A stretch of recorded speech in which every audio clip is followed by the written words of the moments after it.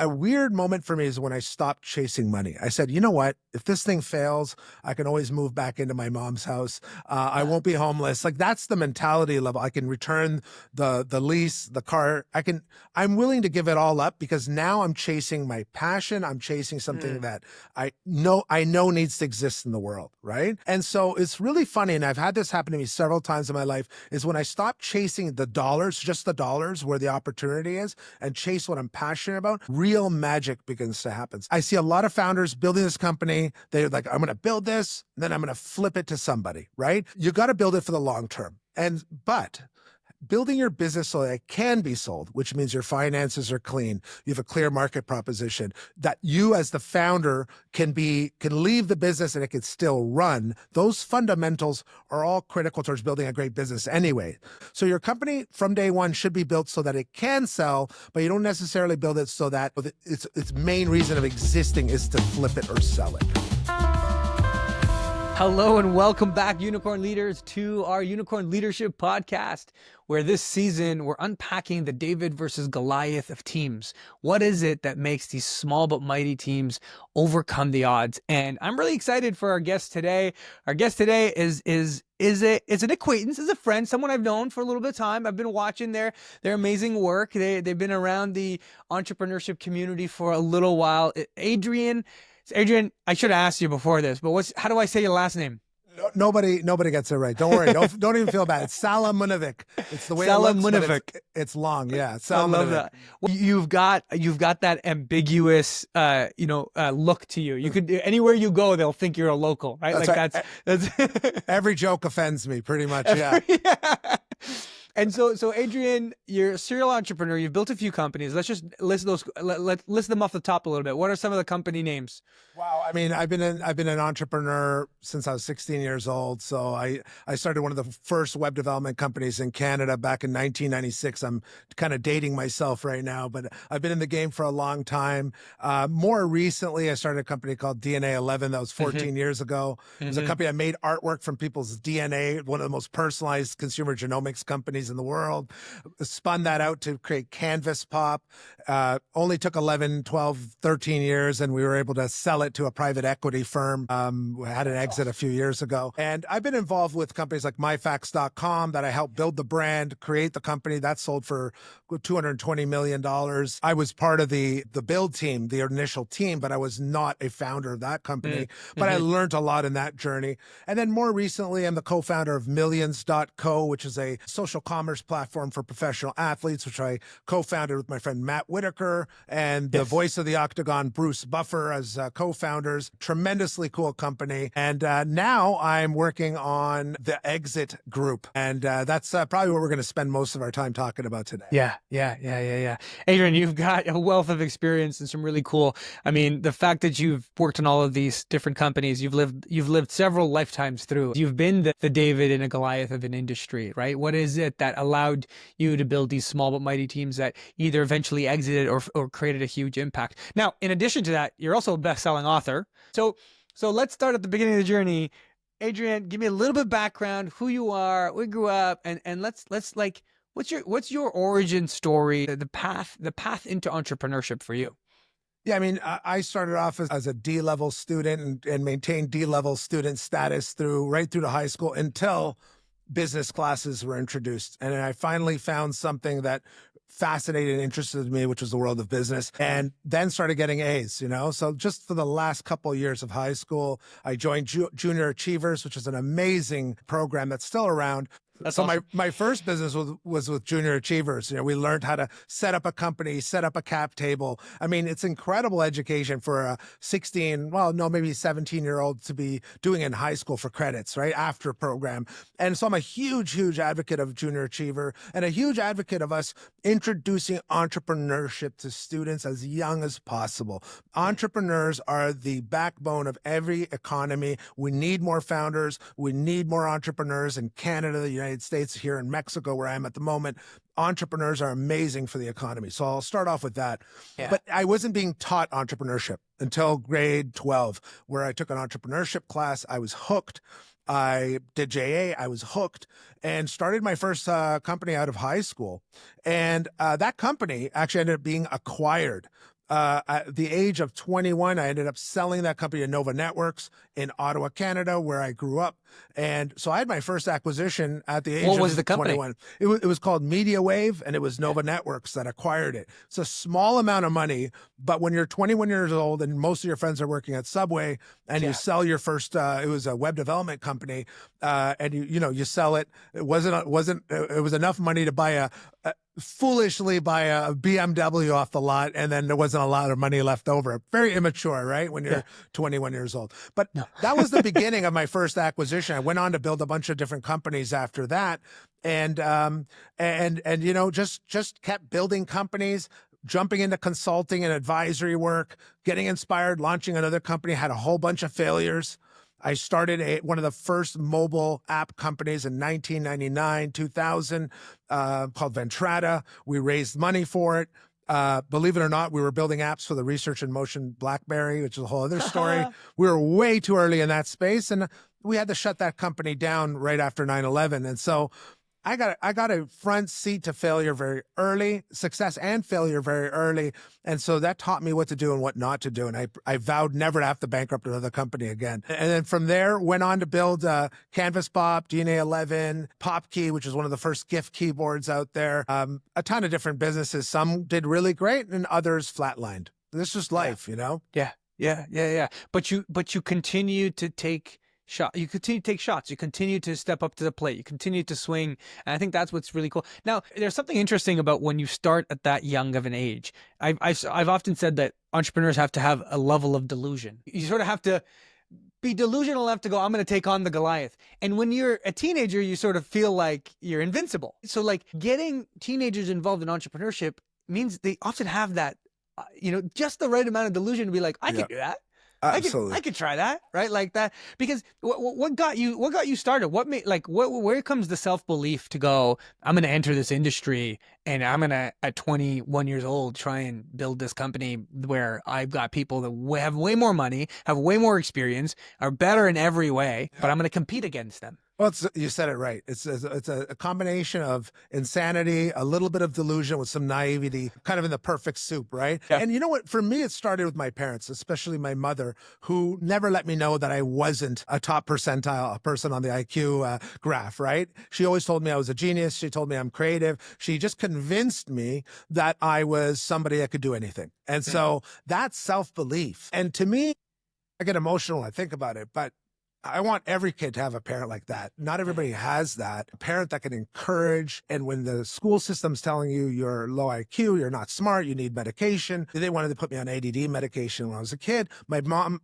said, no way, we got to keep this guy on the creative and always boosting me up. So I thank my mother first and foremost for giving me that confidence to believe in myself. And then after that, you just got to you got to believe in yourself first, because no one's going to do it for you. And so it's really, really important to just stay naive, always see the positivity and see the possibility that if you believe in anything enough, you can do anything. And I've done it. I've seen it firsthand that when you believe in what you're doing enough, others will be attracted to it. Others will see it, and eventually the market will see it, and sky's the limit.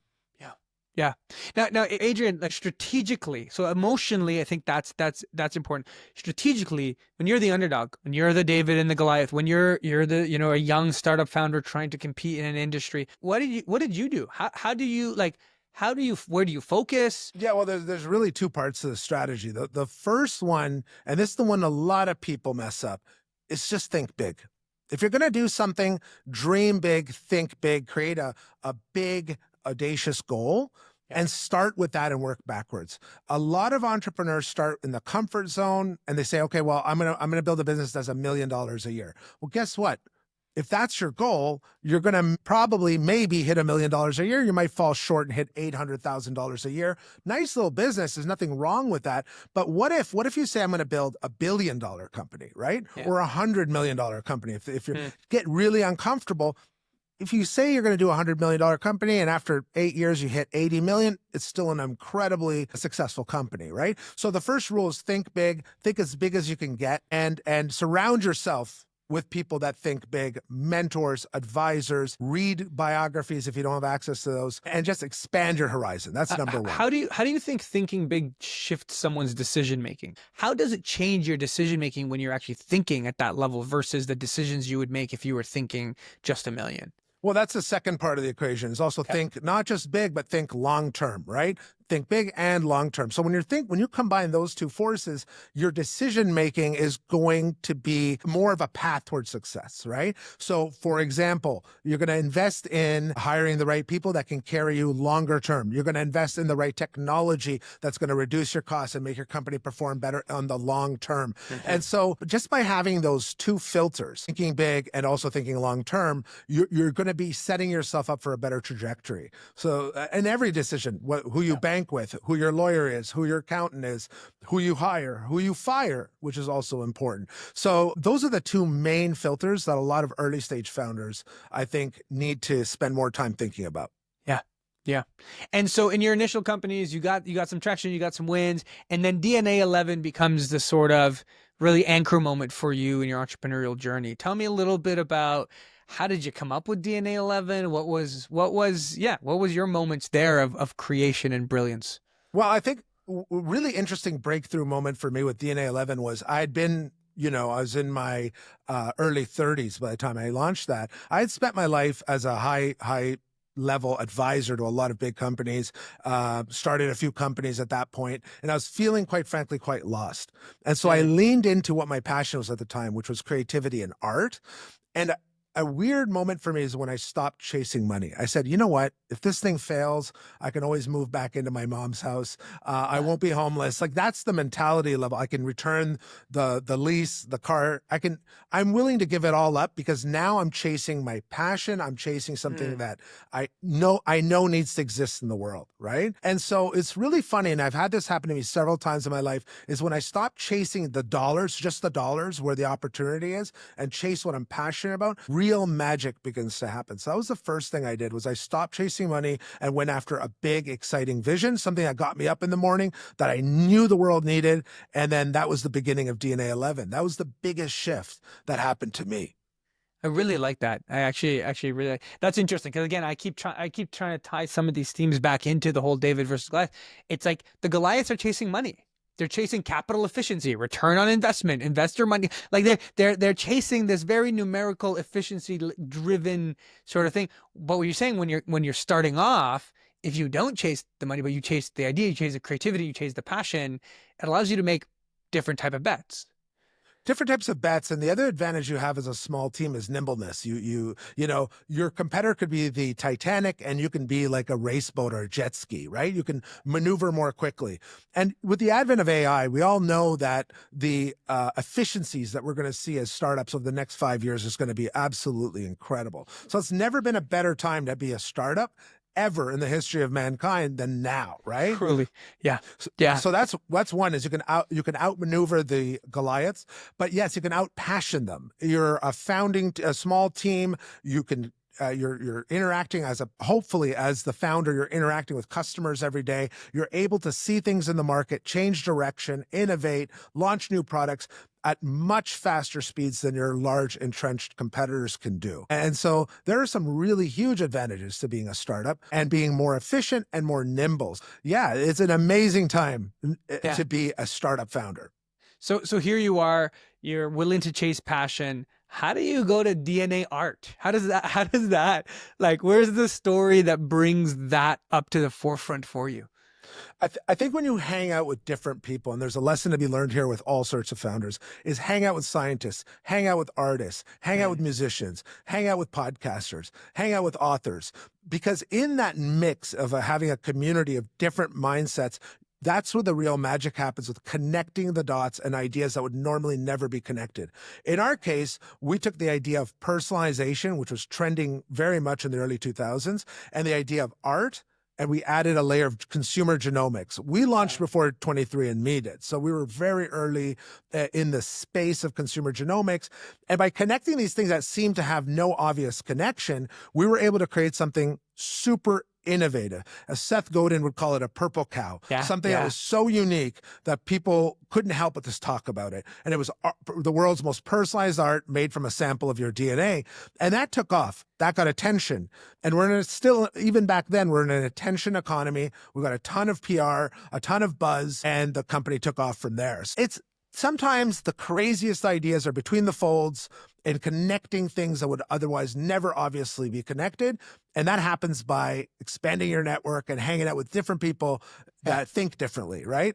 Yeah. Yeah, I love it. I mean, in many ways, you sort of said, I don't even want to fight a Goliath. We're going to find something so different and so unique that there was no one. There's a great book called Play Bigger, a fantastic book. But in Play Bigger, it's about creating category kings, creating your own category. Salesforce.com did this in a sense, right? There was they created the term the cloud, right? CRM. They had a big thing saying no software, no to software, yes to the cloud. And they were one of the first pioneers in the SaaS world by bringing CRM from enterprise into the cloud. They had a clear enemy at the time, which was all the other existing CRM players. And then they disrupted the space by creating their own category and becoming a category king. And that's what the book Play Bigger is about. I highly recommend that any startup founder read that book to understand what it's like from the gate, to understand what new market you're going to create and a new position. It makes you way more powerful.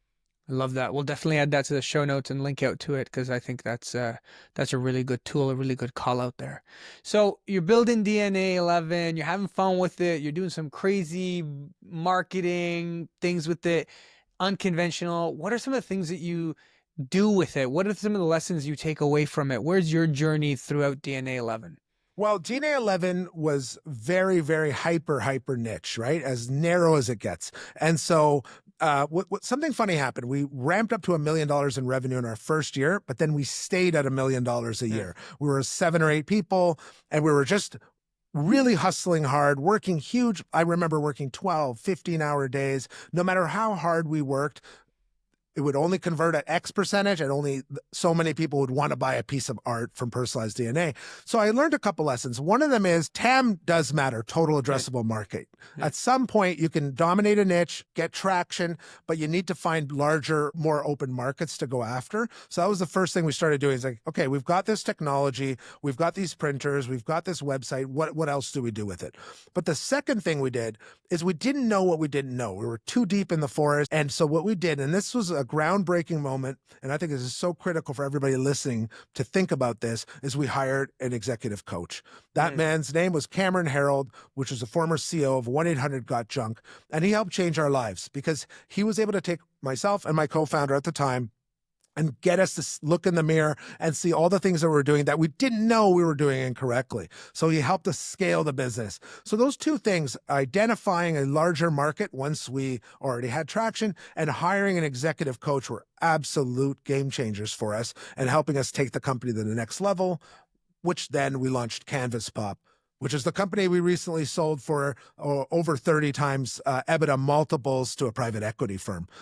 So 30 times EBITDA 30 multiple. times, Congratulations. Yeah. That's an absolute outlier. They did a tremendous job in the sales process, which is one of the reasons I'm so passionate about exiting. If you exit right, you can take a business that maybe historically has 3 to 5 times EBITDA multiples, which is what we're seeing in typical e-commerce companies, and especially services businesses. We were able to get 30 times multiples, and there's a lot of reasons for that. But there's a lot to be said about having the right strategy and the right positioning before you sell your business. Yeah.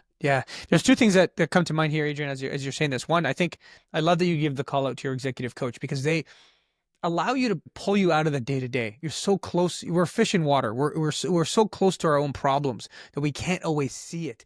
And sometimes you just need someone to pull you out and you go, oh my God, I know this, right? Like, oh my God, I see it, but I just couldn't get myself just away from it to look at it in the right way. I had a personal moment with that recently. We hired an agency to help us with a few things, and even just like one of their executives helping us, I was like, oh my God, I know this, but the way you pulled me out of where I was stuck, and I just needed that new insight. It was powerful. Now, Adrian, I've admired something that you've done here that I think is key for our entrepreneurs to also understand. You've also built with sale in mind, with exit in mind. So when you scale leadership, a lot of founders are the bottlenecks in their own organization, their own companies. And so even if they want to one day try and sell their company, they're sort of too entrenched. They haven't built a scalable team or process or systems. But being the serial entrepreneur that you were, you probably learned that lesson early on, like how to build to sell. What are the elements of leadership or team that make and process that makes my company sellable? Any thoughts on that as you recently went through the CanvasPop shift, and any thoughts that you took from DNA11 to CanvasPop that helped you understand how to make it more sellable with your executive coach? Yeah, I think it's important to make a distinction that you want to build your company so that it can be sold, but you don't want to build it to sell it. In other words, I see a lot of founders building this company. They're like, I'm going to build this, then I'm going to flip it to somebody, right? You got to build it for the long term. But building your business so that it can be sold, which means your finances are clean, you have a clear market proposition, that you as the founder can leave the business and it can still run. Those fundamentals are all critical towards building a great business anyway. For example, having SOPs, having a proper systems operating procedures, or using EOS or whatever system you choose is going to make your business run better regardless of whether you sell it. So your company from day one should be built so that it can sell, but you don't necessarily build it so that its main reason of existing is to flip it or sell it. So there's a distinction there. And so understanding that and building your company in such a way that it can be sold is just going to make your company run better regardless. And ultimately what you want to do is create a company that you don't even want to sell. It's generating so much profit. You enjoy the culture. The company is running so great that you don't even want to sell it. But if you do feel like you need to sell it, which are common reasons are burnout, you've hit a plateau, you don't know where to go with it, or the offers, your company is so great that the offers start coming in the door. Great companies are bought, not sold. So that's a great situation to be in, that you're in a position that you can sell it. And to be honest, we had to do a lot of work, especially my former co-founder, to prepare the company to be able to be sold, because we had built it for so many years in operation mode and cash flow mode that when it came time to sell, we had to take a step back, we had to clean up the finances, even get rid of employees. It was a painful process. And by the way, myself included, I was fired from my own business. We had two co-founders making fairly large salaries that were replicated. And so there wasn't a need to have two co-founders doing the same thing, but it was the best thing that ever happened. So you just got to build a business so that it can be sold. Yeah. Yeah. And now, you touched on a few things here that I like as a founder, some of the strengths that you have early on that allow you to be scrappy and to build are some of the same disadvantages as you scale, because you're sort of so good at being scrappy and nimble and running and having high intensity and go that when you're building something that is more scalable, that's shifting, it's moving away from just the explore product market fits, but the scale. What were some of those lids for you? Where are some areas that you hit your head a few too many times because of your own actual strength, that like you were so good at the early stages that near the end it was a lot harder for you? Yeah, I mean, everything, right? So every single stage of the business was a new lid or a new ceiling, right? And so as a founder, you've got to decide, am I going to learn this and become good at something, or am I going to find the right people to replace these roles, right? So at the beginning, if it's just you and your co-founder, you're each wearing 4 or 5 hats, right? And it's imperative, and this is the lesson I've learned this late in my career, is it's imperative that you bring in the people where your weaknesses are. You hire those people as soon as possible, as soon as you have market fit, of course, and bringing those people in to take over those roles so that you as a founder can focus on what you're naturally gifted at, what everybody tells you you're great at, what you feel you're great at. Because otherwise you're going to burn out. You're going to hit a bunch of ceilings. You're going to slow down your own growth. You're going to get in your own way. And so recognizing your strengths and weaknesses is absolutely paramount to any founder, and replacing yourself as quickly as possible with people that are smarter than you, more experienced than you, is the key to hyperscale and to growth, without a doubt. And so for me, honestly, I don't love managing people. And how do you grow a company when you don't love managing people? Well, the answer is bring in a co-founder that is far into operations, understands how to hire, fire, scale. That's something I wish I did way, way, way sooner in all my businesses. Hmm. Myself as a founder, I recognize my strengths on the outside of the circle, promoting, marketing, raising capital, everything on the outside. On the inside, operations, finance, etc. It's not that I'm weak. I know how to do these things, but I don't enjoy it and I'm not the best at it. So why not find people that want to join your team who are good at those strengths? Yeah. So, yeah. So identify your zone of genius, identify the things that you love, that you enjoy, and kind of double down on them, because you're going to be phenomenal at those, and build a team around that. Yep. Too many people try to hammer through this and say, well, I'm not good at finance, so I'm going to learn finance. I'm going to take a course at Harvard on finance. It's like, no, you're not good at numbers. Don't force yourself. There's a lot of people out there, CFAs and CFOs, that would love to come work with you, who will be ready to very quickly to help you scale. I've even met founders that decided to learn how to code, right? It's admirable to want to learn a new skill, but at what cost, right? Like, it really depends where your priorities are. If growth is it, find people smarter than you, hire them, bring them in, or partner with them as soon as possible. Yeah. I think you said it at one point in one of our pre-interviews here. You said at 10 people, chaos is a feature. At 100, it's a liability. So as you start to scale that, where's your skill set in managing all those people, and what skill do you want to continue to actually grow? So should founders develop their management skills, or should they develop, what sort of, like you saying, okay, some of them want to build products, so they want to learn to code, but what skills do they have to learn, and what skills are still optional that you could replace out? Would you say every skill is hireable, or is there stuff that you say, you know what, as a founder, no matter what, you should still? Well, I think as a founder, you should have the fundamentals of finance understood, right? Because you're gonna come across that. You want to be able to talk to your CFO or your accountant in an intelligent way. You can't just say, I'm not a numbers guy, I don't understand finance, I'm not even going to look at it. So I think every great founder, or let's talk about a CEO, should definitely understand finance. A CEO definitely needs to understand hiring, because ultimately a CEO's job is to raise money if you're in a venture environment, and hire people, right? And then the vision part is something you can't outsource. That's your job as a CEO. You have to have that vision, create that culture, and set your sights on your North Star and go, right? And so that's the one thing that, look, if you don't have vision and you don't have, that, you can't really run a company. But other than that, I say understand finance as much as you're comfortable understanding, be at least literate when it comes to finance, and understand how to hire and fire, because that's what you're going to be doing for the next decade. So you might as well develop those skills.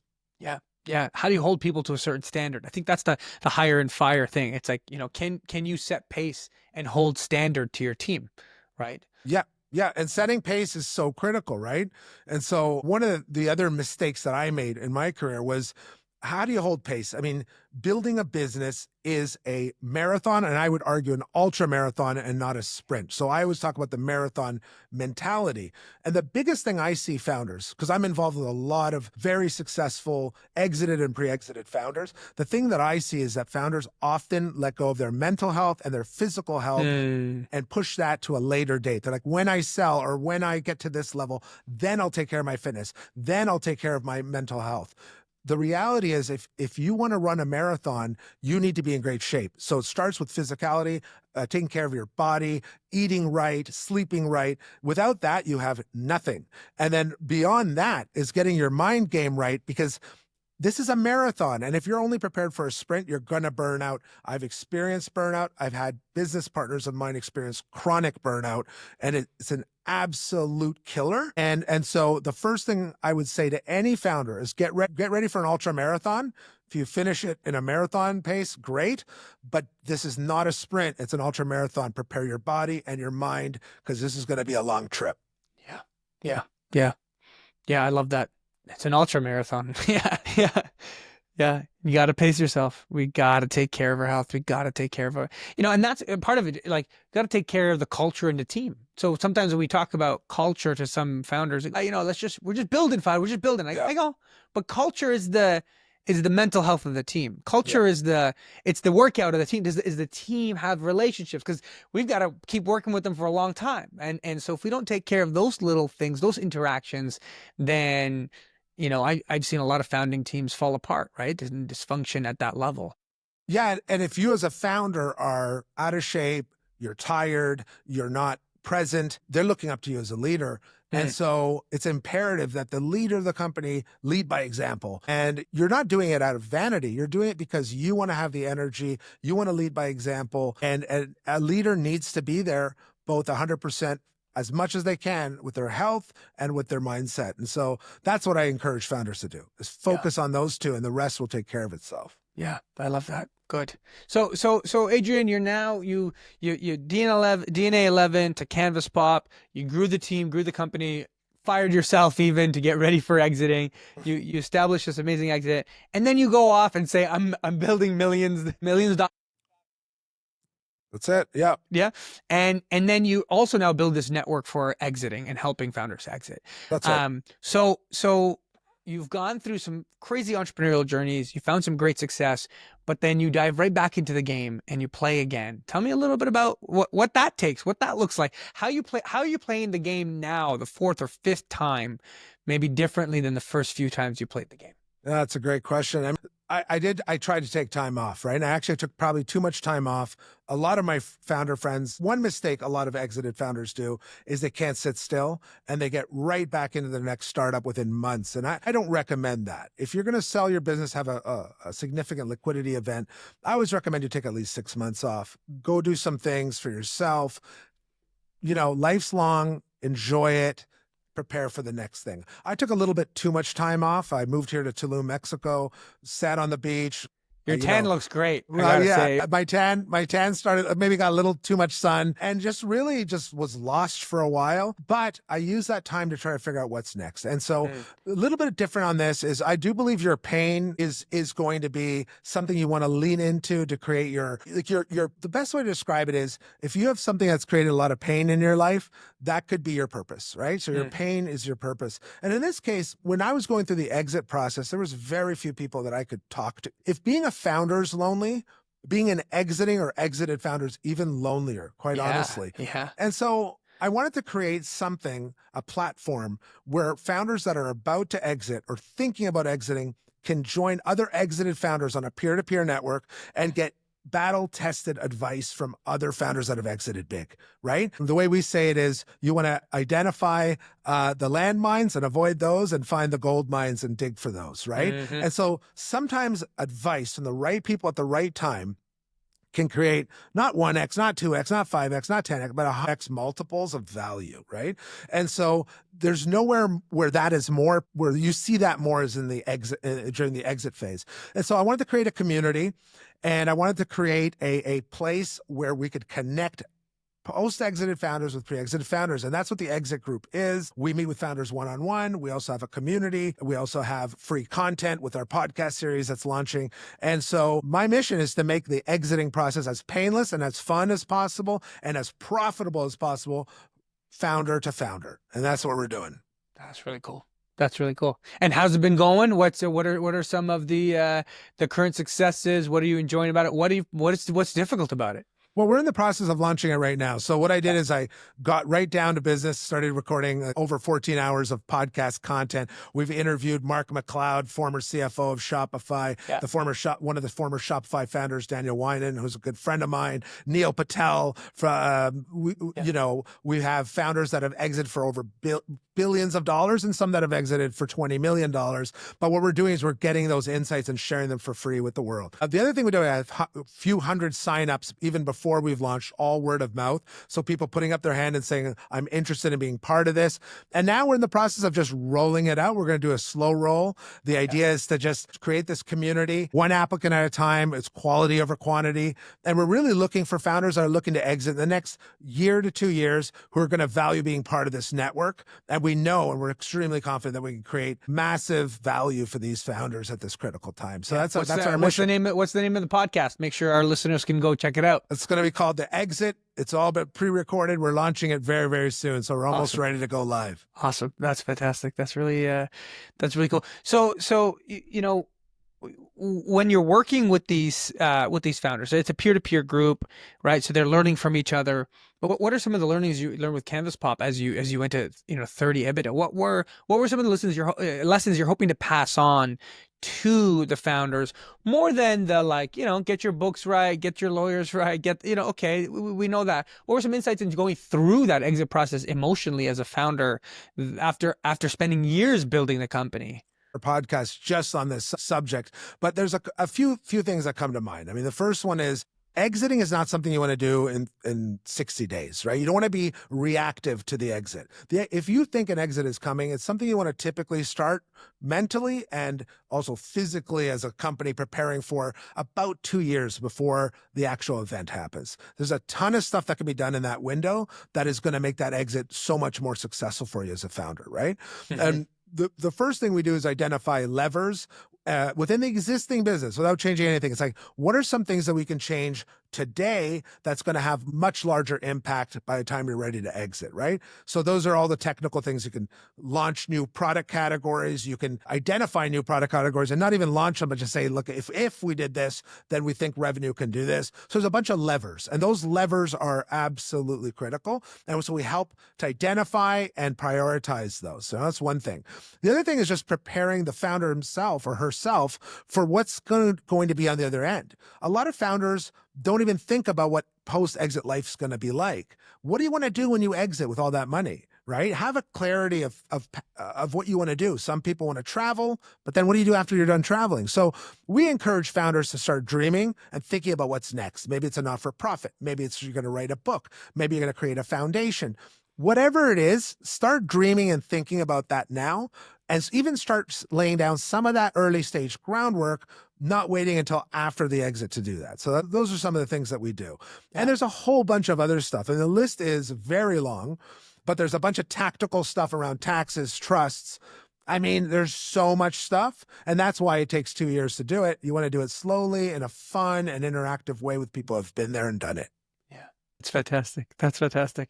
Well, Adrian, you've shared a ton of really good insights and ideas to our founders here. Let's summarize some of it. If you were talking to your 27-year-old founder self and you go, "Hey, let's go for coffee. I want to share with you some of the shit that we're gonna go through, some of the stuff that we're gonna have. What are some wisdom you want to bestow, and what are some things that you might actually not want to tell them to let them experience it for themselves?" Yeah, that's excellent. Yeah, there are certain things that I do it all the time where I go, they're going to have to see what I'm talking about to understand it, right? An example is money doesn't make you happy. That's just something you got to do and make a lot of money and then go, see, you got 5 extra zeros in your account or 7 extra zeros, 10 extra zeros. It doesn't make a difference. That is one of those examples of like, you hear people say money doesn't make you happy, and until it happens to you, you won't understand it. So, yeah. But on the because what's the internet response? I'll cry in my Lamborghini. Cry right? in like my Lamborghini. So I understand that, but ultimately that's one of the things you have to just experience for yourself. The other ones are fundamentals. I mean, really put a lot of thought about who you partner with, right? A co-founder, it's a marriage, man. And so you better understand who they are, like really know who they are, understand how they react when things go downhill as well as uphill, right? Because everybody's amazing when things are going this way. It's when shit hits the fan, what are they like? And that takes time to understand. So there's a bunch of rules that I have around co-founders. One of them is date for 6 months. Like, don't just get into bed and say, okay, we're going to split 50-50. It's like, spend 6 months building, working together, understanding your strengths before you commit equity, right? If you're going to commit equity, also use vesting schedules. Like, make sure you have vesting, both for yourself and for your co-founder. So if one of them decides this is not for them, they don't walk away with 50% or whatever amount of equity in the business. So I see that a lot. The third one is, don't try to reinvent the wheel when it comes to things like finance, cap tables, and founder agreements and things like that. This is not the area you want to be innovating in. There's amazing books, amazing lawyers, amazing advice around creating cap tables and partnership agreements. Don't get cute. Don't get creative. Follow the advice that's out there. It could end up saving you, and listen carefully, hundreds of millions of dollars or millions of dollars. And it could cost you millions of dollars if you do it incorrectly. So those are some of the fundamentals. I would say also that vision is very important. So with that in mind, when you find a great founder, And as you build your team, make sure you have a cohesive vision. Think big, as we talked about earlier. So have a big vision that people get excited about. Don't be afraid to think big. Bring in mentors. The number one thing I would say, actually, is if you're an early stage founder or even late stage founder, is find advisors, find the best mentors. Don't listen to everybody, but if you find that 1% of person that knows and can help you see around a corner, value that, bring that on board. Having a proper advisory board, a mentor that you can lay on, that you can talk to, is absolutely critical to hitting new levels, right? Yeah. So those are the things I would say. I'd say find mentors, find advisors, join a community of very like-minded people. Try to be the dumbest person in the room in those communities and grow with those communities. Those are some major cheat codes that I would tell 27-year-old Adrian. Yeah. I love that. I love that. Well, folks, this was fun. Adrian, this was fun. You gave us a lot to play with. I'm taking notes and ideas. You've spurred my own inspiration here. I'm thinking about my team too. So this has been a pleasure. Thank you for joining us on our Unicorn Leadership podcast. And any last thoughts for our audience? Hey, you know what? Keep building, keep creating, keep thinking big, and just have fun. It's an ultra marathon, and anything is possible with the right team, with the right vision. So, let's have fun with this and keep going. Let's have fun. Let's keep playing the game, and we'll run that ultra marathon. That's awesome. Thank you, Adrian. And folks, that's a wrap. If you made it to the end, send us in any questions that you have, any questions you might want to ask Adrian. We can throw it his way. Adrian, where do people find you? LinkedIn, Instagram? What's the best way to connect with you? So I'm on clarity.fm. If you go to clarity.fm, Adrian Salamunovic, my last name, will include a link. I'm available and love giving founders advice. I've given literally hundreds and hundreds of founders advice on there. Some of them I ended up partnering with, some I ended up investing into, and I'm always down to just connect with great founders and give advice. Come on Clarity and just ask me anything. I'm happy to help. That's awesome. Fantastic.